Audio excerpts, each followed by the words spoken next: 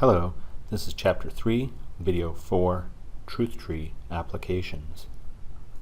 Now I said we could use these truth tree rules and the consistency test in order to test for other properties of formulas, pairs of formulas, sets of formulas, and arguments. So take this formula here. Is it truth functionally true? Well, it might not be easy to tell just by looking at it, but we can apply the consistency test in order to tell whether it's truth functionally true or not. Keep in mind that P, any statement P, is truth functionally true if and only if the set containing the negation of P is truth functionally inconsistent.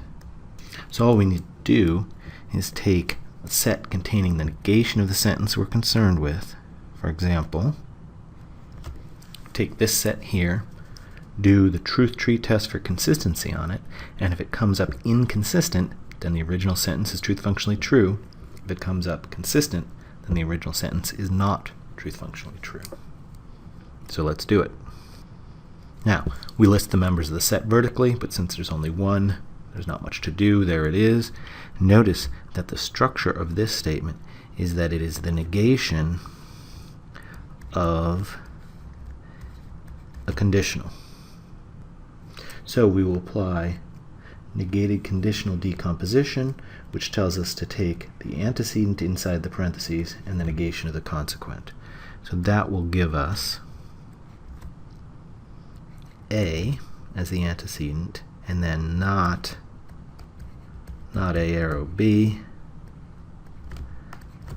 as the negated consequent, and we can check the original sentence off. Now this sentence here is also a negated conditional, so we'll apply the same process again, and we will take the antecedent, which in this case is not A, and the negation of the consequent, which is not B, and we can check that one off. Now we fully decomposed the tree, and if you look carefully, you see that we have A and not A in the tree, so this branch closes, and it's the only branch in the tree. So the set is truth functionally inconsistent, but that means that the statement itself is truth functionally true. Now we can, of course, test for truth functional falsehood. This is very simple.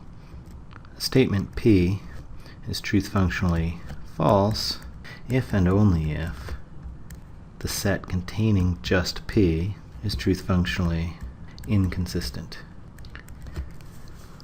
Right, that makes perfect sense. P is truth functionally false if and only if it's false on every truth value assignment. So any set containing that P, in particular set containing only that P, will have no truth value assignments where every member is true, so it's truth functionally inconsistent. So we don't even need to negate this. We're just going to take its set and do the truth tree test for it. So we'll list it down here just to keep it separate there. Now we've got a conjunction, so we separate it into its two components. Sure, you can see what's going to happen here. We check that off, but now we need to decompose that statement there. But of course, in doing so, it is also a conjunction, and when we list its two components, we wind up with a contradiction here. So the only branch involved is closed. So it's a one-branch tree. That branch closes, so it's a closed tree, which means the set, truth functionally inconsistent, but that means that the formula in there is truth functionally false. Now the various tests I've been demonstrating are defined clearly in the textbook. We can try one more example here. Consider this rather complicated formula. Is it truth functionally true? Is it truth functionally false? Or is it neither, and thereby truth functionally contingent? Well, let's first do the test for truth functional falsehood. That requires us just to take the statement and see whether it's consistent or not. So we've got The conditional here, we'll decompose it into the negation of the antecedent, and then the consequent. Check the original statement off. Now on the left-hand side here, what we have is a negated disjunction, so we can decompose that accordingly. It decomposes into the negation of each disjunct. We can check that one off. Completing this branch of the tree, not B cannot be decomposed any further, but the negated biconditional can. And negated biconditional branches. One branch has the left side as is and the right side negated. The other branch has the left side negated and the right side as is. We can check that off. Now we still have the whole right-hand branch to deal with here. Luckily we've got a conjunction, so that guy decomposes into just C and then not D arrow E together, but that conditional decomposes into the negation of its antecedent and the consequent itself, and of course not D immediately decomposes into just D. Now if we look carefully for contradictions here, starting on the leftmost branch, we've got a not D, an A, and a not B, and no other statement letters or negated statement letters. So we're fine there. If we look on the next branch over, now we have a D, a not A, and a not B, so no contradictions there either. If we look at this branch here, we've got a D and a C, so no contradiction there. And then we've got an E and a C, so no contradiction there. This tree actually has every branch open, which means the set containing this statement is perfectly consistent. It really only needs one open branch, and we've got at least one.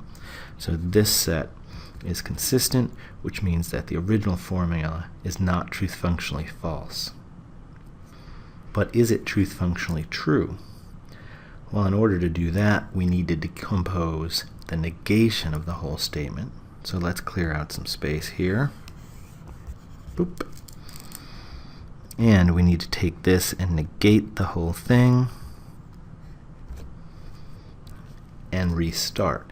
Now we've got a negated conditional, and so when we decompose that, we come up with, check that guy off and see what we've got on the leftmost branch. We've got A, D, not C, no contradictions there, not D, not A, not C, no contradictions there. On this branch here, we've got a D, an A, a not E, and a not D. So we do have a contradiction there. Close that branch. Here we have not D, not A, not E, not D. No contradictions there, so that's still open. We have a not C and a B, no contradictions there. Here we have a not E, a not D, and a B, so no contradictions there. So this really only has one branch that closes, which means it has at least one branch that is open. So the set containing the negation of the original formula is consistent, which is to say it is not truth functionally true. But if it's not truth functionally false and it's not truth functionally true, then it is truth functionally contingent. Remember, that is this original statement, not with the negation. Of course, with the negation, it is also truth functionally contingent. We've shown that as well. So in this video, we used the truth tree test for consistency to also test for truth functional truth, truth functional falsehood, and truth functional contingency.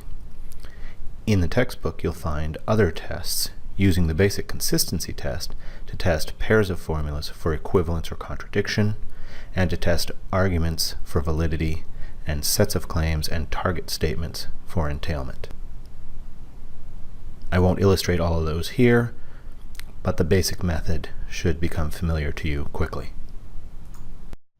And that concludes Chapter 3, Video 4.